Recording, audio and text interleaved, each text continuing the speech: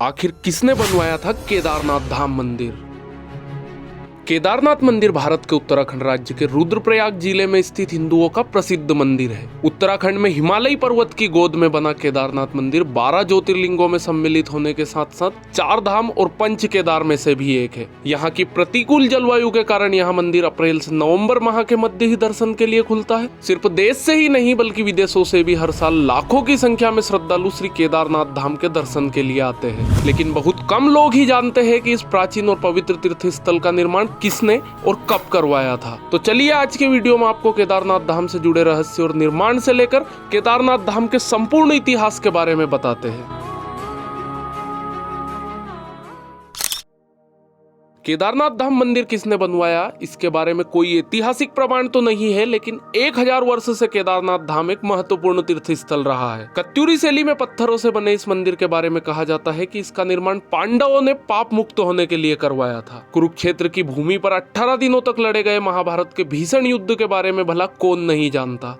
इस युद्ध में सभी रिश्तों की बलि चढ़ गई थी, फिर चाहे वह गुरु शिष्य का रिश्ता हो, भाई भाई का या चाचा भतीजे का। 18 दिनों तक निरंतर कुरुक्षेत्र की भूमि कौरव व पांडव की सेना के रक्त से लाल हो गई थी। महाभारत का युद्ध समाप्त होने के पश्चात विजयी तो अवश्य ही पांडवों की हुई थी, लेकिन तब तक बहुत देर हो चुकी थी, क्योंकि उन्होंने भी बहुत कुछ खो दिया था। युद्ध समाप्ति के कुछ समय बाद जब सभी पांडव भगवान श्री कृष्ण के पास बैठकर युद्ध के परिणामों व प्रभावों के बारे में चर्चा कर रहे थे, तब श्री कृष्ण ने उन्हें पश्चाताप करने को कहा। श्री कृष्ण के अनुसार पांडवों के ऊपर ब्रह्म हत्या, गोत्र हत्या, कुल हत्या, गुरु हत्या इत्यादि कई पाप चढ़ चुके थे। इसके लिए उनका प्रायश्चित करना आवश्यक था। पांडवों ने इसका उपाय पूछा तो श्री कृष्ण ने बताया कि उन्हें इन पापों की मुक्ति केवल भगवान भोलेनाथ ही दे सकते हैं। इसके पश्चात सभी पांडव भगवान श्री कृष्ण की आज्ञा से भगवान शिव से मिलने के लिए काशी नगरी की ओर चले गए। हालांकि भगवान शिव को पांडवों के उनसे मिलने आने की सूचना पहले ही मिल चुकी थी, लेकिन वे उनसे मिलना नहीं चाहते थे। भगवान शिव पांडवों के द्वारा किए गए ब्रह्म हत्या व गोत्र हत्या के पाप से अत्यधिक क्रोधित थे, इसलिए वे पांडवों से बिना मिले ही वहां से चले गए। पांडवों ने काशी नगरी में भगवान शिव को हर जगह ढूंढा,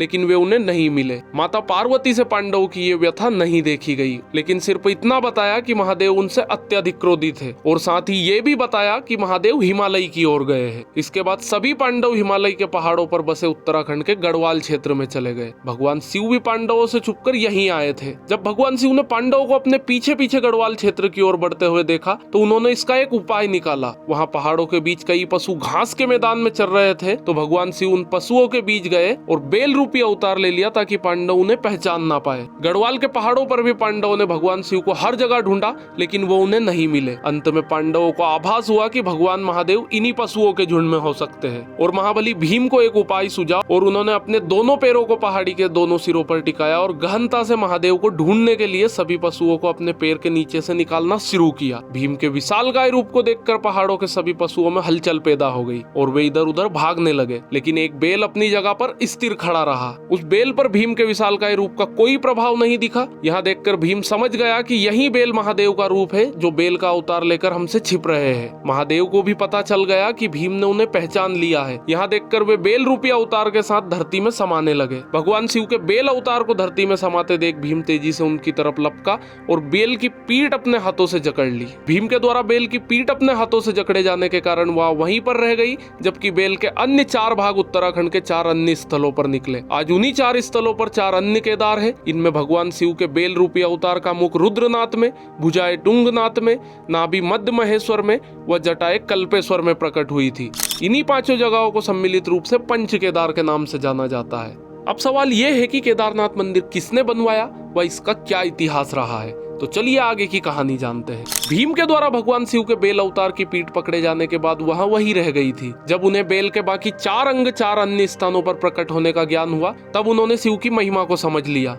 इसके बाद पांडवों के द्वारा ही इन 5 जगहों पर शिवलिंग की स्थापना कर शिव मंदिरों का निर्माण करवाया गया। इससे भगवान शिव सभी पांडवों से अत्यधिक प्रसन्न हुए और उन्हें सभी पापों से मुक्त कर दिया। हालांकि इसके बाद पांडवों के पोते जन्मेजय ने केदारनाथ मंदिर के निर्माण को और आगे बढ़ाया और यहाँ आम लोगों को पूजा करने की अनुमति प्रदान की। इसलिए केदारनाथ मंदिर के निर्माण में जन्मेजय का भी योगदान था। समय के साथ साथ पांडवों के द्वारा बनाया गया यहाँ मंदिर जर्जर हो गया व कई जगह से क्षतिग्रस्त हो गया। फिर जब भारत की भूमि पर शंकराचार्य ने जन्म लिया तब उनके द्वारा संपूर्ण भारत भूमि की पैदल यात्रा की गई व चारों दिशाओं में 4 धाम की स्थापना की गई। तब आदि शंकराचार्य ने इस केदारनाथ मंदिर का पुनः निर्माण करवाया था, जिसे आज हम देखते हैं। इसके बाद अपने जीवन के अंतिम समय में आदि शंकराचार्य ने इसी केदारनाथ मंदिर के पास ध्यान लगाया था व समाधि ले ली थी। उनकी समाधि आज भी केदारनाथ मंदिर के पास ही स्थित है। फिर 10वीं से 13वीं शताब्दी के बीच कई भारतीय राजाओं ने मंदिर का जीर्णोद्धार करवाया था, लेकिन कहा जाता है कि 13वीं शताब्दी के बाद केदारनाथ मंदिर विलुप्त हो गया था। केदारनाथ ने केवल 2013 की प्राकृतिक आपदा ही नहीं झेली थी, बल्कि 400 वर्षों तक यहाँ मंदिर बर्फ से ढका रहा था। जी हाँ, सही सुना आपने। वाडिया इंस्टीट्यूट हिमालय देहरादून के द्वारा एक शोध किया गया